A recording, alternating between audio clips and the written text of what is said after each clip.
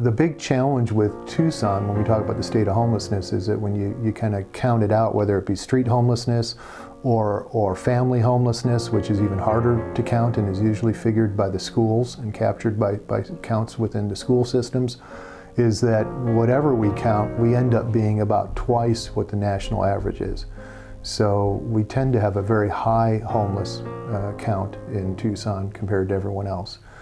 Usually when you see homelessness, it usually starts out as a combination of economic factors and social factors. You'll have individuals who, for whatever reason, their social supports deteriorate. Their immediate family, their family through marriage, their children, and there's different ways that can happen. For a lot of the folks who've been out there homeless a long time, they're in their 50s and 60s. A lot of them are Vietnam-era veterans. They have PTSD, mental illness. A lot of them have psychosis, schizophrenia, and they've had family members who have taken care of them. And about the time they got into their 30s and 40s, their parents pass away.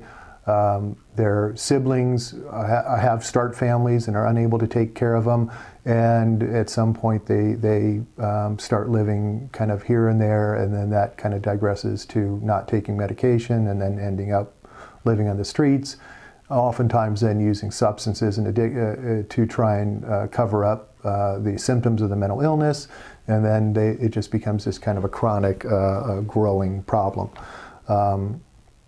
On top of that, usually there's this issue of poverty and not having the financial resources then to be able to take care of yourself independently without support, with all of the other things that are going on.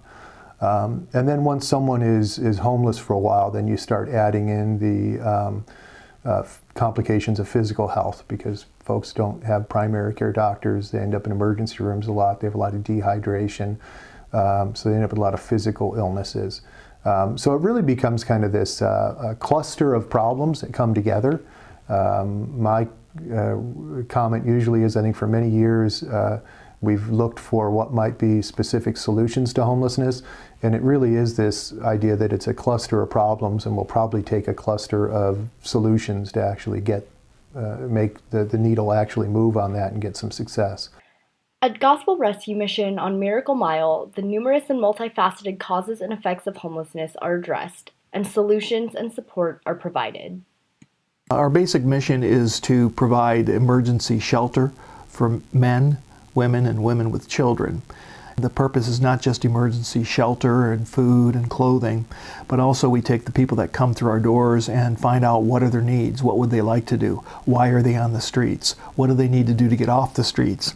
And so we provide case management, we do assessments, academic assessments and so forth, and then we offer various services to people, such as individual counseling, legal assistance, addictions counseling, case management, life skills classes like parenting and anger management and boundaries and healthy relationships that they go to. The idea is to give people an opportunity that have been on the streets, maybe never finished school, have a difficult time getting a job, they're addicted to drugs because of life situations and their choices, and to help those people say, if you're tired of being tired, stay here a while and receive these services, including we'll plug you into other behavioral health organizations and doctors to help stabilize you. And then we'll give you the skills and life skills and education that you need to go out and get a job. We'll help you get housing, employment, and get you back up on your feet. And so we find the majority of people want that. They don't just want to bounce from shelter to shelter. So although we started years ago as a shelter program only, we now have developed over the years these various services to help people get out of homelessness back into self-sufficiency. Gospel Rescue Mission follows a Housing Next model in which people are stabilized before moving into housing. This differs from the City of Tucson's Housing First model, which focuses on moving people into housing and then addressing their education, employment, and health. The other piece that's a big part of the solution is a coordinated entry. In the past, every program just kind of took whoever showed up at their door. We've now put together a coordinated system with the county that we have a homeless management system. And when we meet people in the community, we can survey them and identify those with, and give them a vulnerability score, which goes up to, I think, 18, 16 or 18. And they all go into a list then, and then when openings come up at various locations, instead of choosing whoever maybe showed up that day, they'll go to the list and choose the person with the highest need and the highest priority. That way we get the people who are in the highest need off the streets first. According to some, there are flaws with the Housing First model. They look for factors like how long have you been homeless? The more the better. How chronic has it been? How old are you? What health condition? And the more health issues you have, the better chance you have of getting in. And so they're opening up these places for older people that are handicapped, that have been on the streets a long time, that are drug addicted, that are mentally ill, they score the highest and they get priority housing. What that means is all these other people don't receive that. And because they're not high enough on the score system to get housing right now.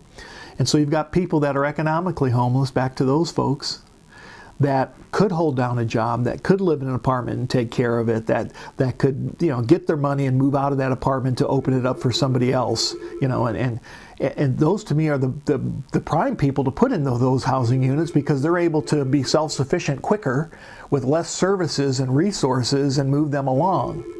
The problem is they don't get it. It's a good plan, it's working in many other places, but somehow it's just too slow a process in Tucson. There's just not enough case managers to actually interview the people that need housing and then to start the process. Above all, those who work with the homeless stress the importance of compassion. Our neighbors need to care more for our neighbors and help and provide better jobs and try to figure out how to pay people better and work toward better education system in our state and all those factors that contribute to homelessness and poverty. Pray for the homeless. I know sometimes it's not, the homeless get into trouble. There's a population that are mean and nasty, and they put an onus on the whole homeless situation. And there's some wonderful people. There's some really educated people out there, and people that have just fallen into this. Let's just look at it as these are human beings.